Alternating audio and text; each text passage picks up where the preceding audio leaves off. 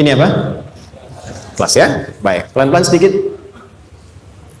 Kira-kira volumenya besar kecil? Kecil ya? Baik. Kalau saya bandingkan dengan gayung, volumenya besar mana? Gayung ya? Baik. Kalau ini saya perlebar,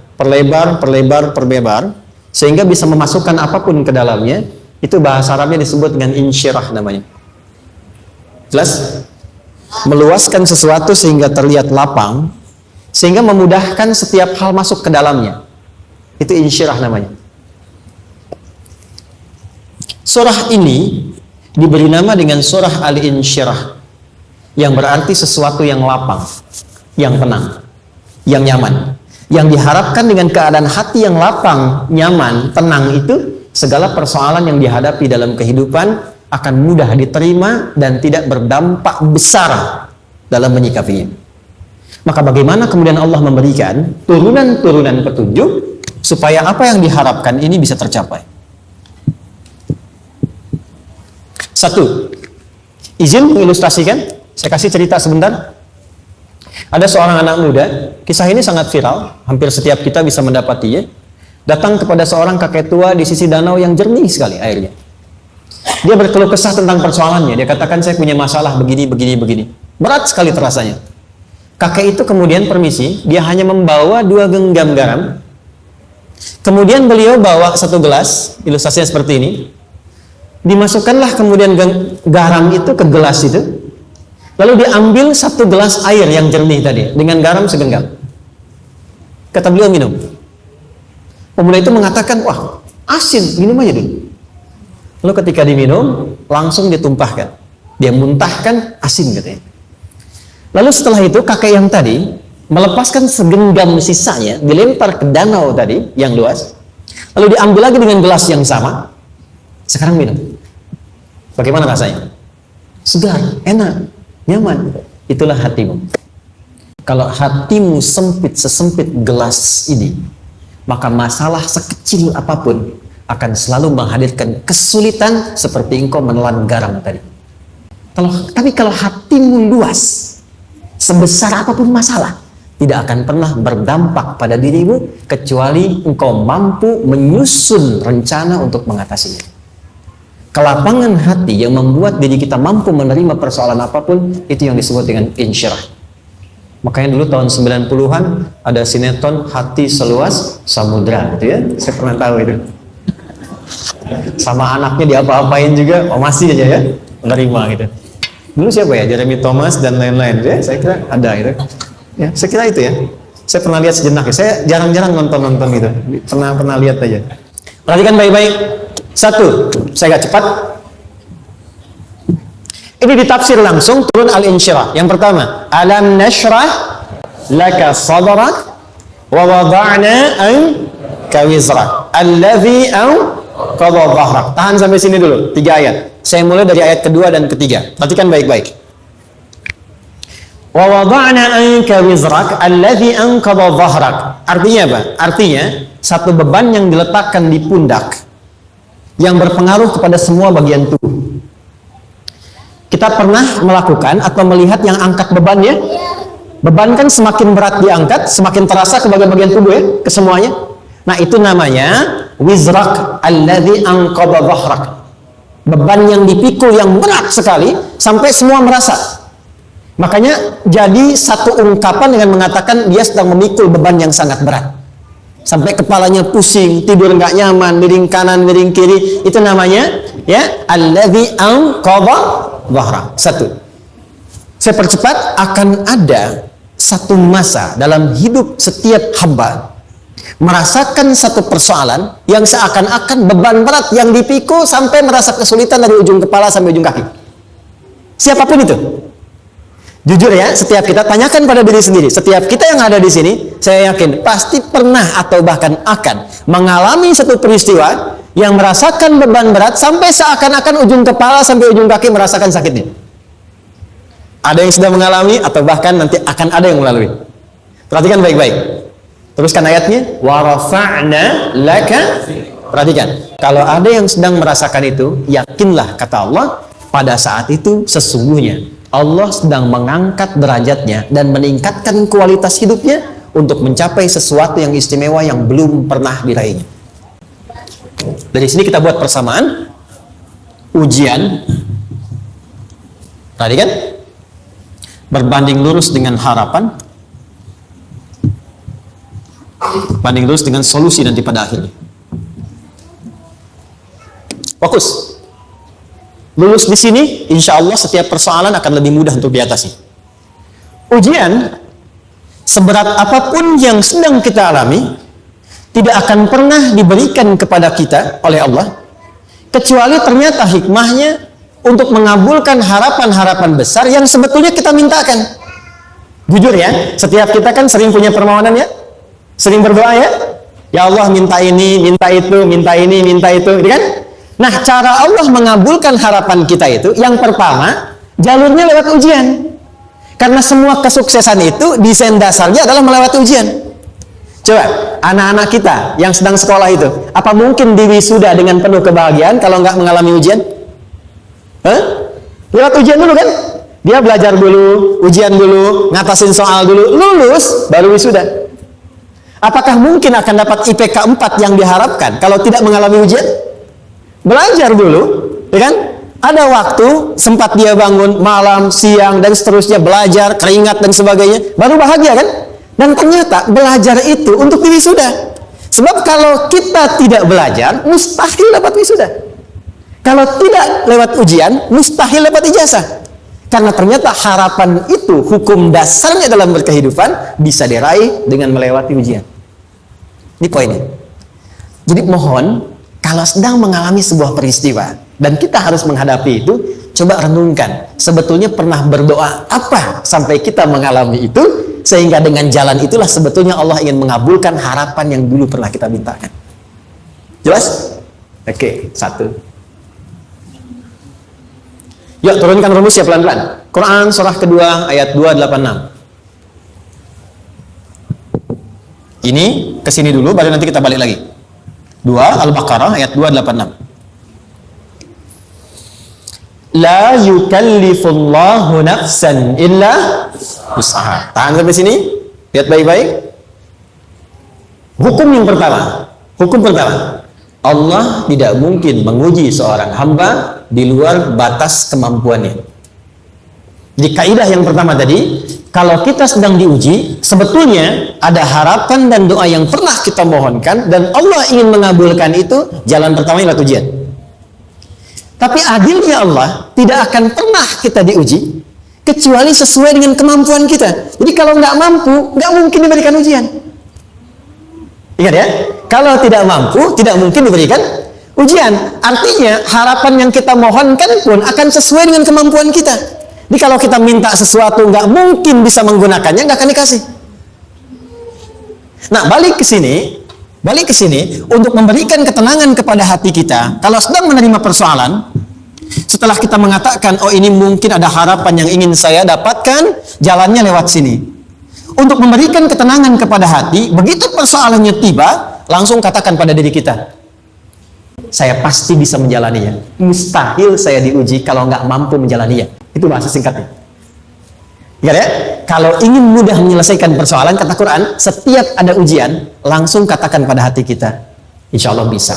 Nggak mungkin saya diuji kalau saya nggak sanggup. Jelas? Dan tanamkan itu pada hati yang paling dalam. Ini nggak mudah. Kalau cuma disimpan di pikiran, jadi beban. Tapi kalau Anda tanamkan dalam hati, seberat apapun masalahnya, pasti saya sanggup, pasti saya bisa. Pernah lihat dulu ada acara 90-an Benteng Hattori? Benteng Takeshi ya? Takeshi ya, itu kan artinya kan bisa jawab ya. Kita tahu Ninja Hattori mendaki gunung lewati lembah ya, tahu ya. Songgoku, Songgohan, apa? Saya tahu itu. Songgoku, Kamehameha, Piccolo itu yang nulisnya Suzuki Watanabe, saya tahu itu. Benteng Hattori, balik lagi ya. Benteng Takeshi ya. Puncaknya kan main pakai itu kan, pakai tanknya dan sebagainya. Tapi pernah ingat gak satu episodenya itu? Begitu akan bertarung, kan selalu ada motivator di sampingnya itu mengatakan, ayo, kamu bisa, gitu kan? Wah, namanya. Dia nggak ngaji Quran tuh, kita punya ayatnya. Pernah nggak? Buka lagi ya dulu ya. Oke. Korea, kenapa bisa nyusul Jepang? Salah satunya, waktu Jepang itu maju, setiap di Korea itu ditanamkan dari mulai anak-anak TK-nya. Kita harus daripada Jepang, harus lebih daripada Jepang, harus lebih daripada Jepang. Sejak anak-anaknya TK. Sejak anak-anaknya TK. Itu ditanamkan betul. Kita bisa, kita dari TK. Sehingga ketika di sana bikin Honda, sini Hyundai. Si Hyundai kan dibacanya Hyundai. Ya kan? Sana Honda, sini Hyundai gitu. Di apapun yang dibuat Jepang, Korea harus lebih unggul. Itu ditanamkan dari awal. Bisa. Kita itu sekarang punya ayatnya. Jadi kalau sedang punya masalah seberat apapun, katakan pada diri kita, insya Allah bisa. Gak mungkin diuji kalau nggak sanggup. Bisa insya Allah. Bisa. Kenapa mah? Bisa. Jelas? Oke. Sudah di situ teruskan. Lanjutkan.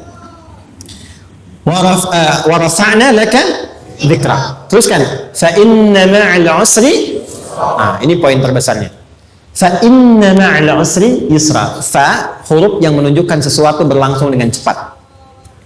Inna di ilmu nahwunya berbunyi begini di gramatikal bahasa Arab. Harfun nasbin wa taukidin. Tansibul isma wa tarfa'ul khabara. Mabniun 'alal fathi la mahalla lahu min al-i'rab. Paham? Tidak. Inna huruf yang digunakan untuk menguatkan informasi agar ditancapkan ke dalam hati sekuat-kuatnya dan jangan pernah ragu. Jadi kalau orang Arab itu nancapkan tongkat begini dan kuat, tidak goyah, itu nasab namanya. Nasab ar-rajul asahu fil ardi. Inna ini harfu nasab. Jadi kalau ada di Quran dibuka informasinya dengan inna, maksudnya begini, hei, tancapkan informasi dalam hatimu dengan kuat, jangan pernah ragu. Yakinkan pada dirimu. Apa yang harus diyakinkan? Ma'al usri yusra. Inna ma'al usri yusra.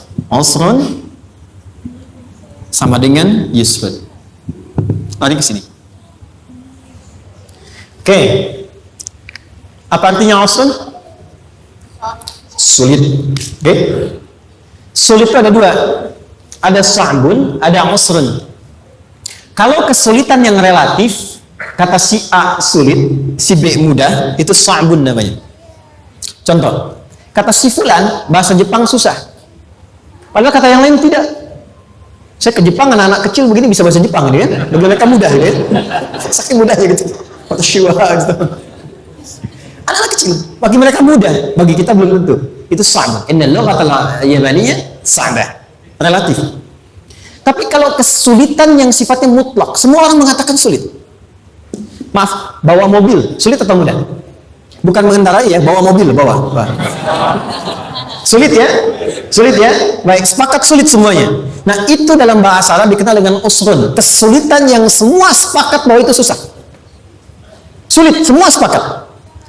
Dan ketika ada orang bicara, aku sedang punya masalah begini. Semua mengatakan, wah itu nggak mudah, itu nggak mudah. Itu usrun namanya. Lawannya, kemudahan yang relatif disebut sahlun. Tapi kemudahan yang semua sepakat bahwa itu mudah, itu yusrun namanya. Mengangkat spidol, semua mengatakan mudah, ringan. Itu yusrun namanya. Perhatikan, Allah tidak memasangkan sa'bun dengan sahlun, tapi memasangkan usrun dengan yusrun. Orang-orang yang punya keyakinan kuat, setiap persoalan itu akan selesai. Dan dia mengatakan pada dirinya, aku bisa melewatinya.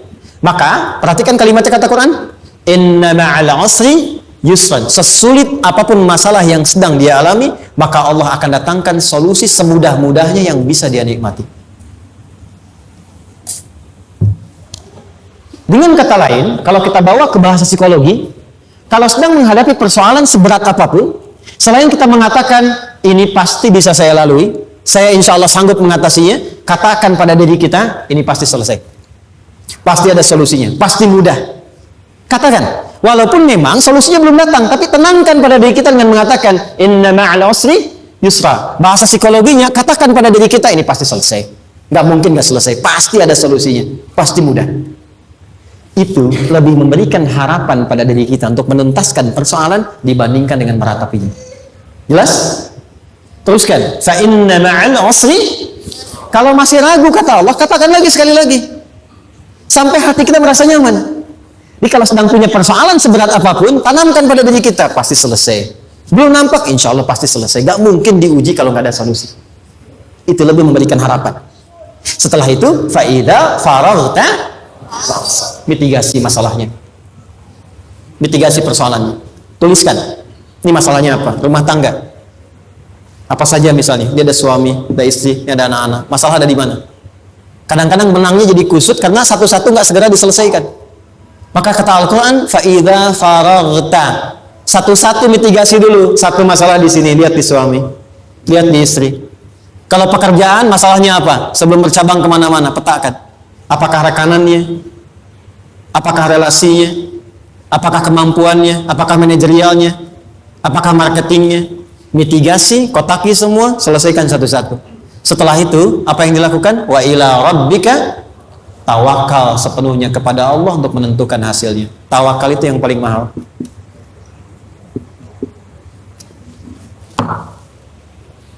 Anda kalau nggak punya kepasrahan, stres. Karena selalu memikirkan apa yang mau dikerjakan dan selalu orientasi pada hasil. Kita punya tawakal. Kalau kita mampu menyerahkan sesuatu, gini. Di sini ada orang yang paling jago misalnya main basket. Ada pertandingan basket. Begitu dibuka, udah tim musyawarah serahkan aja pada si fulan. Ya kan? Dia yang paling jago, ya? Bukankah dengan menyerahkan itu bukan hanya kita berikan sebuah tugas, ya kan? Tapi dengan itu ada kelapangan tersendiri kan? Yakinlah sukses, ini paling hebat. Pernah ada perasaan gitu? Sekarang, siapa yang paling mampu menguasai? Siapa yang paling hebat menyelesaikan segala hal? Siapa yang punya segalanya? Bukankah Allah? Orang-orang yang punya tingkat tawakal yang tinggi, maka satu, dia akan lebih stabil keadaan mentalnya dan tidak akan pernah gelisah dengan kekecewaan. Nggak ada kecewa. Karena tawakal itu kalau sudah kepasrahan pasti menerima hasil. Kalau sudah tawakal, terserah Allah tetapkan apa saja. Mau dapat sekarang, dapat besok, dapat nanti. Puncak yang paling tinggi, tugasmu hanya berikhtiar semampu yang bisa dilakukan. Selanjutnya, biarkan Allah menetapkan apa yang menjadi bagian dari maslahat kehidupan kita. Saya tutup. Cara Allah menjawab harapan kita ada 3. 1. Memberi langsung apa yang kita mintakan. 2. Menunda itu sampai kita siap menerimanya. 3. Mengganti apa yang kita inginkan dengan apa yang kita butuhkan. Saya ulang ya. 1. Memberi langsung apa yang kita mohonkan. Misal, ya Allah saya ingin A misalnya, anak saya pengen ke ITB. Tapi nggak mungkin tiba-tiba langsung masuk ITB kan? Pasti lewat ini dulu kan? Ada ujian dulu, ikut tes dan seterusnya diterima. Sesuai. 2. Kadang menunda sesuatu sampai dia sanggup menjalaninya. Anda punya anak usia 5 tahun, pengen diberikan motor. Anda mampu untuk memberi motor, dikasih nggak? Tidak. Sampai dia sanggup mengendarai motor, baru Anda berikan. Terkadang ada yang kita minta sekarang, tidak didapati sekarang. Tapi ternyata tahun depan kita dapat. Kita harus sadar bahwa anugerah yang kita dapatkan tahun depan itu sebetulnya adalah hasil doa kita di tahun ini. Pernah dengar nggak kisah viral? Nabi itu berdoa, baru dikabulkan setahun setengah. Setahun 6 bulan. Padahal itu Nabi loh. Kiblat pertama kita kemana? Palestina kan? Baitul Maqdis kan? Nabi berdoa, mohon terus nengok ke langit. Al-Baqarah 144, minta, jawabannya turun setelah setahun setengah, setahun 6 bulan. Ada yang mengatakan di tafsir setahun 8 bulan, baru dikabulkan setelah setahun setengah. Padahal kurang soleh apa Nabi? Nabinya siap, mungkin umatnya yang belum siap. Nabinya siap, tapi ada tantangan di masyarakat yang tidak mudah, yang mungkin bisa meruntuhkan dakwah, baru dikabulkan setahun setengah. Ketika semua umatnya sudah bisa siap menerima itu. Boleh jadi apa yang diminta orang tua sekarang terkabulnya mungkin belasan puluhan tahun pada anaknya yang nomor sekian. Tahu Imam Syafi'i? Imam Syafi'i itu kan nama aslinya Muhammad, bapaknya Idris, kakek yang ke atas yang ketiga namanya Syafi'i. Kenapa disebut Imam Syafi'i? Dinisbatkan pada kakek yang ke atasnya. Ternyata kakeknya ini seorang ulama besar, saleh, memohon kepada Allah, setiap di keturunannya ada yang bisa menggantikan lebih soleh, lebih baik lagi. Ternyata yang didapatkan bukan dari anaknya, tapi generasi keturunan yang kesekian. Anda belum sekarang bisa hafal Quran. Misalnya, Anda bermohon, berdoa, boleh jadi yang hafal, mungkin bukan di anak, bisa di cucu, bisa di bagian keluarga yang lain. Maka terkadang tawakal itu tidak hanya memberikan hasil yang cepat, tapi memberikan keindahan yang terasa tertunda, tapi melengkapi kebahagiaan yang dirasakan. Penutupnya, boleh jadi minta ke ITB, diterimanya di Unpad. Minta motor, dapatnya mobil, kalau itu senang luar biasa. Minta mobil, dapatnya motor, kan? Ternyata kadang-kadang di sini yang terakhir, saya tutup, Allah mengabulkan apa yang kita butuhkan, bukan apa yang kita inginkan. Anak Anda sakit, dibawa ke dokter, kata dokter jangan dulu makan jeruk. Maka Anda pulang, dia minta jeruk, Anda berikan apel. Saya nggak mau apel mah, saya pengennya jeruk. Nggak apa-apa nak, ini apel rasa jeruk misalnya kan? Anda berikan. Ternyata apa? Bukan ingin menyakiti dan tidak mengabulkan keinginan anak, tapi lebih memberikan apa yang dia butuhkan. Kadang-kadang maaf ya, teman-teman mintanya proyek A, udah capek, di situ nggak dapatnya di yang lain. Teman-teman, itu Allah berikan sebetulnya hasil ikhtiar Anda yang sebelumnya. Cuma dikasih yang lebih baik, yang tidak Anda pernah bayangkan maslahat. Jelas sampai sini?